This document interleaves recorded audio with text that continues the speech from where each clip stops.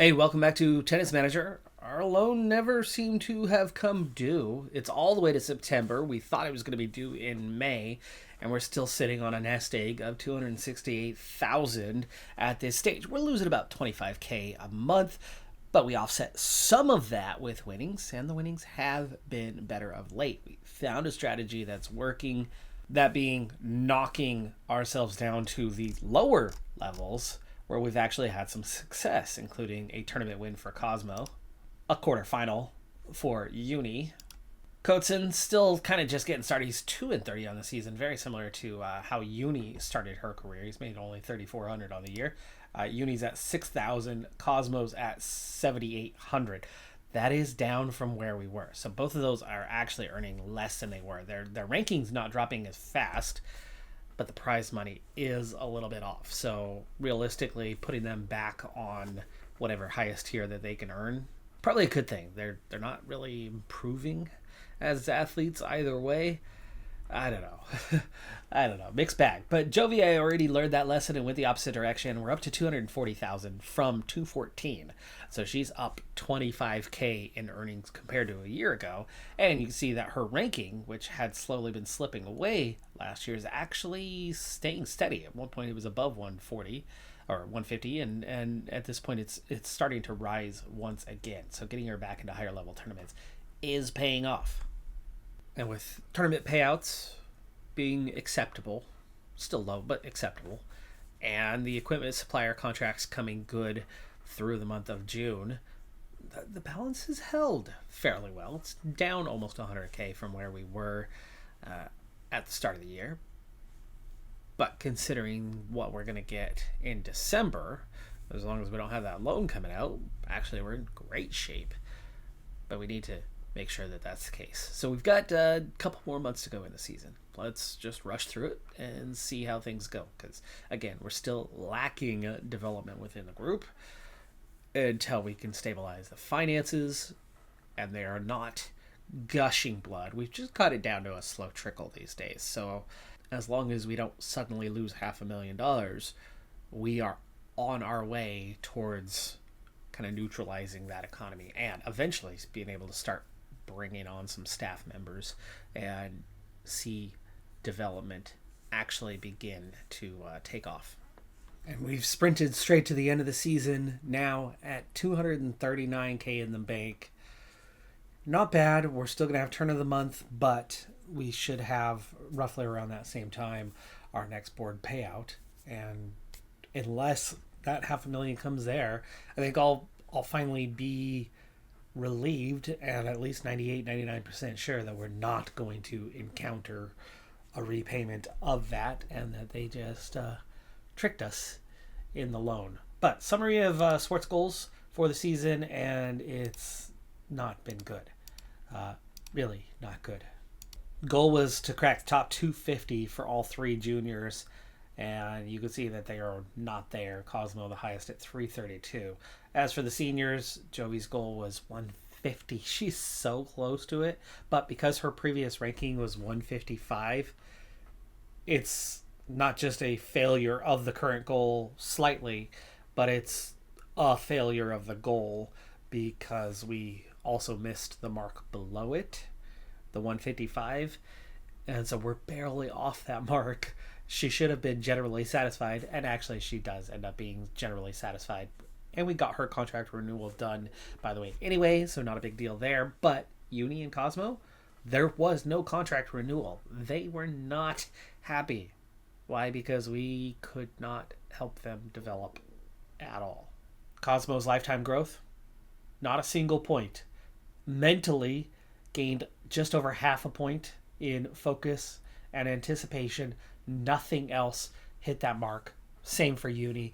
And that is the problem on why they are uninterested in signing a new contract. So we'll hopefully see them again in the world at some point, but we are going to be having to pick up new youth characters. Now, the only downside to this is that means they don't jump to the senior level for us. And so we're not going to get the better payout of $900, but they would never qualify for a tournament at the senior level anyway with zero development. They're still like a 14-year-old coming out of the juniors. So we're going to get 2 new 14-year-olds coming out of the juniors, and we'll have to rely on them for the same non-existent output that these two have provided us until we can get better staff and facilities down the road. But there definitely has been development in regards to Jovi. We've picked up some levels in mental this year. We have seen some growth in physical this year. Recently, the other 3 that hadn't triggered earlier we got balance, agility, and natural fitness. Now we've picked up stamina, footwork, and speed. And natural fitness is about to come around again. Meanwhile, for the other attributes, underspin, backhand consistency, serve consistency, serve spin, have all seen a level. And then you've got a few more that are just about to trigger. So she's not great. And obviously she's still struggling. She's not going to make a ton more money in the next couple years than she did in the previous 3. But she'll make a tiny bit more. And she should be fairly stable in the position that she's in, and I think we'll get her to crack the top 150, but only just. Meanwhile, Kotsen has the exact same problem that the other 2 have. Without myself working with any of them directly, none of those juniors have made any noticeable progress. We have a natural fitness of 3 for Kotsen, and you can see that we're not even 10% off the mark on any attributes since joining the team, except for agility. Annual finance report includes that 20,000 self-injection that the board took away from us earlier this season, but obviously we got 267,000 from the other direction, and they never collected on the loan, so we'll take it. But tournament winnings amounted to 113,000. The equipment supplier gave us 80,000, or you can round that up a little bit to about 200,000 that the athletes earned us over the course of the season, which was definitely a little bit more than the previous seasons, but not by much, as we pushed to 4 members this year instead of 3. Cosmo, not a single win in his last at least 14 matches. Uni did get a couple wins in the last period. Jovi had a rough stretch, just 4 wins. Couldn't really get any tournaments going. I think those 4 wins were all in one tournament. And I noticed a lot of those first rounds were so close against weak opponents, but without the form. They were so close, but she couldn't quite overcome those opponents and then gets knocked out in the first round. So the form stays terrible. She doesn't get the boost, doesn't get it going. If she could get it going, she was always successful. She'd always get multiple rounds. It was almost never a second round exit. Super rare. It's just that little boost of form would be enough to overcome. But that's that difference between that first and second round, is just that tiny boost in form. Still, she earned 50,000. Kotsen, just a single win during that stretch. But without it being a retirement, the soon-to-be absence of Cosmo and Uni has freed up 2 spots. I can fill them. I'm going for the best level, which is pretty clear. It's more, and it's Tattoo. They have a much higher level than the other 2 here. Doesn't matter what anybody's potential is. We are not making progress towards potential yet. It's how competitive are they? And with almost a full point more than Martien's, or Martien, with almost a full point more, there's bound to be more success from more than there is from Martien. So those are the 2 easy picks for us to replace the 2 outgoing.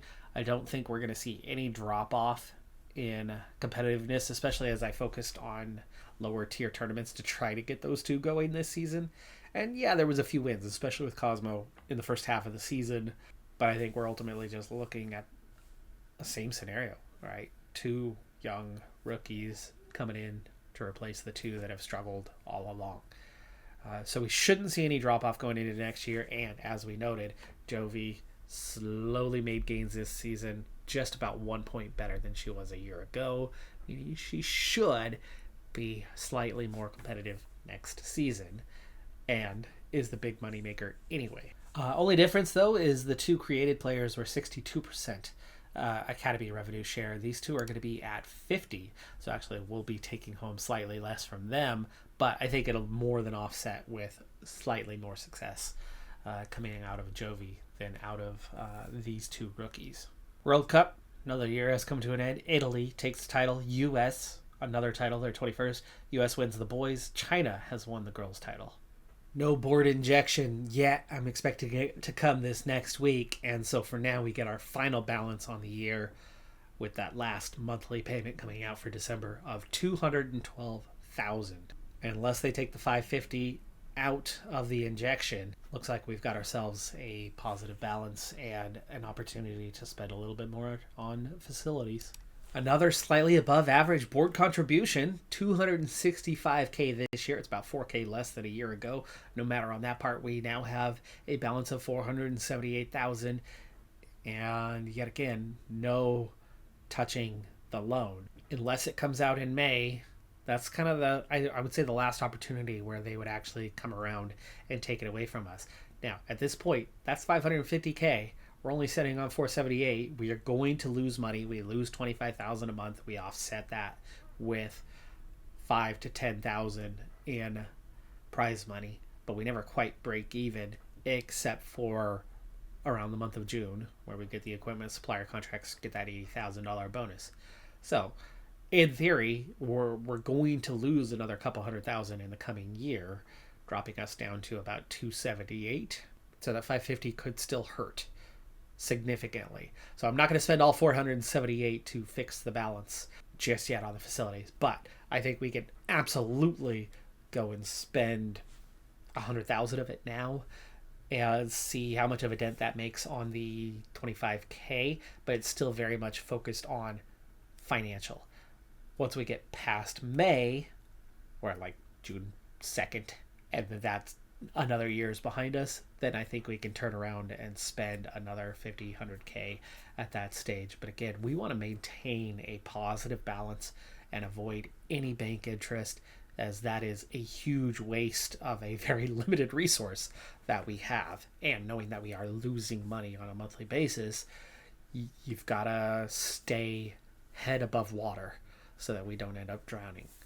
The hilarious thing is, looks like there was about 5 retirements this year, bringing us from 160 right back to the exact same ranking we had a year ago of 155 for Jovi. This time around, we are going to try to go on the maintain side, and she's actually kind of happy with that, and we're going to set the same goal of a semifinal here. She should be able to achieve these goals a little bit easier this year and come out a little bit happier morale-wise, though, I mean, we are starting from a lower point than a year ago. That's going to hurt a little bit, but again, she is a little tiny bit better than a year ago, and I think that's going to help offset the form issues. Kotsin, by the way, is only a single star, so actually even lower than what our other players were. So is Moore. Such is the nature of our academy right now. So the likelihood of winning anything, as all 3 of them are like a typical rookie starts at about 1.5 stars. All of them are 1 star, and that's just because we are like bare bones facilities on the academy part. So what we're getting coming out is already significantly below, and then doesn't develop. So we've got to take care of these finances so that we can actually start growing the academy. So yeah, let's go spend a pretty penny or two. So I've done the math. I'm going to explain it real quick, just on a single example here in a moment. But I've done the math on 8 different facility upgrades we could have run. I also looked at half a dozen others and immediately knew that the math wouldn't add up on those. But I found what the best upgrade we could make right now is. The best bang for our buck is how I break it down. So here's how the math works on that one. First and foremost, we have to know what the return would be, because what the return claims to be is not what the return actually is. Now, there are variables here. This does change over the lifetime of a playthrough as your quality of the players in your academy changes, as the quality of your staff changes, as the reputation grows. The math changes. So you could take a live reading at any time and see how things vary. But here's how it breaks down in short. So we take our current, like the last month income of a facility. Now, there's 4 categories of facility, and then it breaks down further into individual facilities. And we're looking at the medical center. We earn 6.7K. I divide it by what the max is to find out how much we're actually earning compared to how much we could be earning. Because when you go into the individual facility, it tells you how much you could. This is the max. So we have to figure out a percentage. So my medical center is earning 55% of max. So I multiply the 25.7 by the 0.55, then subtract out the expenses because they are actual. They are 100%. They always hit their max. And then that gives me how much money we'll actually make. In the cold therapies case, that's 3.14. So 3,140 monthly. But now I need to learn how much bang for the buck that is. 3,000's great. 4,000's better. There are other facilities that will result in a 4K increase. However, there's the cost to factor in, and that's where you get your bang for the buck. So I take that 3.14, I divide it by the 138.8 or 138,000 that we spend to create that upgrade, and from that I get a 0.023.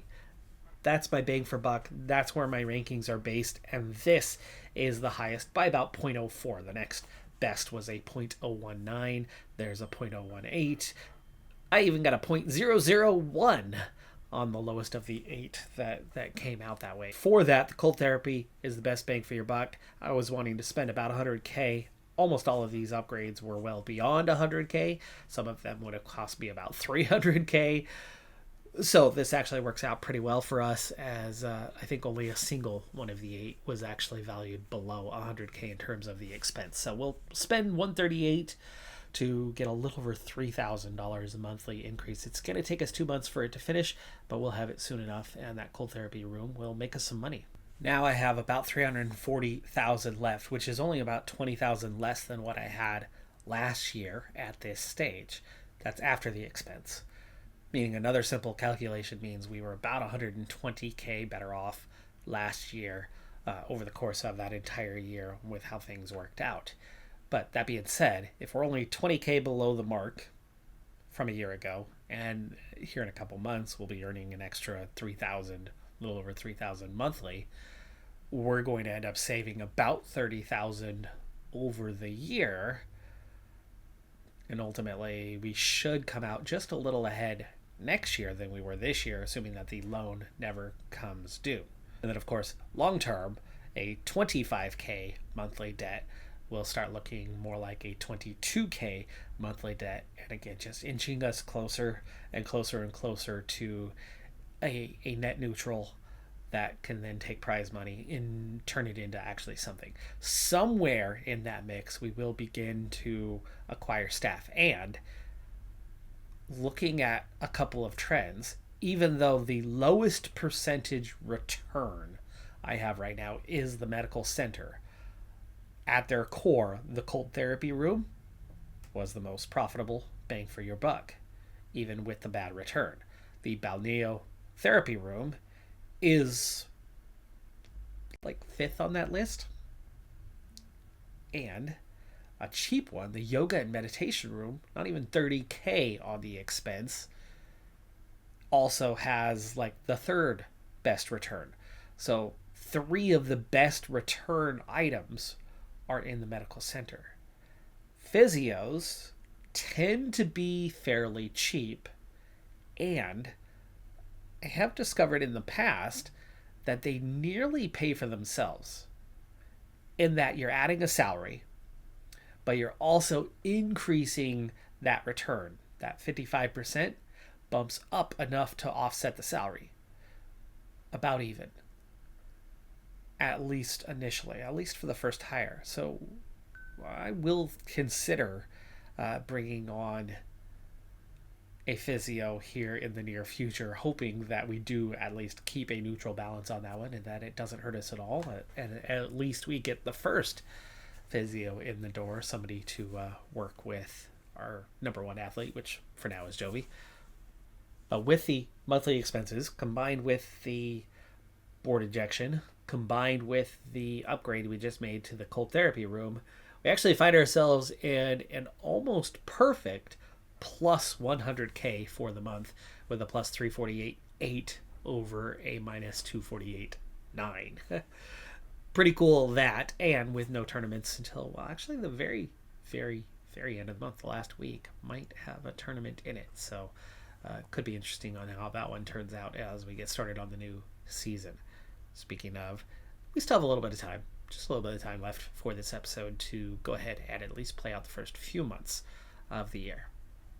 March check-in. First off, finances are at 287. The facility upgrade just finished a short bit ago. It had some impact on the turnover for this month. It wasn't minus 25, but it still wasn't fully there throughout the month. So there's going to be one more month till we can really see that it should drop to 22K monthly deficit. But as for morale and form, it's not great for anyone, but it's also not as terrible as it normally is. We've got the start of the year, and at least there's some performance, some consistency from the players. Coatzin already immediately dropped away from any chance of 250. He's at 341. Moore and Tattoo are definitely off the mark as well. And Tattoo's already fallen away, right? She's the one who's at nothing morale, nothing form. But Jovi, morale is kind of hanging in there through a little over 2 months of the season, and the form is fairly neutral.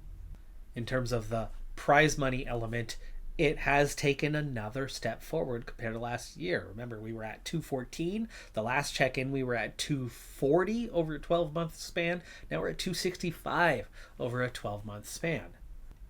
And we can see some successes. Week 3 of 2029, a quarterfinal. Week 2 was a round of 16. So we have had a couple of wins in there. But it does look like more often than not, she's still performing in a similar manner to last season. A lot of first-round exits with occasional runs. Same player. But remember last year, we tried to drop down to the lower tier tournaments at the beginning of the season to build a run, to build form, and it didn't do us any good. She was consistent. So I think all we have now is a consistency of occasional runs, mostly duds, lacking form, lacking morale. But right now she at least has a mixed balance. And so, we've seen little periods. She got up to 142 in the rankings. She's at 153 now. Overall, I guess, tolerable levels of performance. But yeah, Coatzin just sitting on 6K, 900 for Moore, and Tattoo at 800 as they're just getting started. 0 wins for Tattoo so far, 1 for Moore. Coatzin just 3. We had 2 at the end of the year, so that's 1 win so far this year. You may begin to ask the question of what are we chasing besides the finances to be able to compete? Well, to compete, right now we need 2 full stars more than what we have. The lowest rated academy is 3.5 stars. There's 3 of them at that level. We're just at 1.5. Now the team is shown up at 2.5 stars. That's a collective talent. That's not an average talent. That is kind of a full house situation. But our scouting is at 1 star. Our training 1.5. Medical 1 star, and business 1 star. Medical was not a star. It is now. So we actually achieved a new rank for medical here recently. But also talent zone, in terms of potential, we do show up as 4.5 star. And that's just because all 4 of our athletes are prospects. It's not that they're high-end prospects. It's that we have a quantifiable amount of prospects instead of old veteran players that are going to be on the decline going the other way. So just above me behind the face cam, just 2.5 stars for the talent zone for Tips of Verich. Tips of Verich is an academy that seems to be relying on current ability versus any chance of improvement. It's players at their peak. But that's going to do it for this episode. We just flew through the bulk of a season, more than half of a year, including the off-season stuff. So we are moving pretty quickly these days. And, of course, the storyline for the early phase of the series is the finances. But that situation is getting better and better. We have 2 months, but really 3 months till we can verify that we are not going to see any sort of repayment, in which case we can start to flirt with a $0 balance more so after that stage, meaning we can see another facility upgrade coming, next one off the list, or maybe I focus on a medical one and hire a physio to offset. The more you add income to the medical, the more that little offset, that percentage, just turns into more money. So yeah, I think we might get that first physio hired, and run those couple more medical upgrades before we then get into the other categories. That's the plan. That's the thought process right now. Anyway, I'm Decathlon Gamer. Like, comment, subscribe, and I'll see you next time. Have a good one. Be safe out there. Bye for now.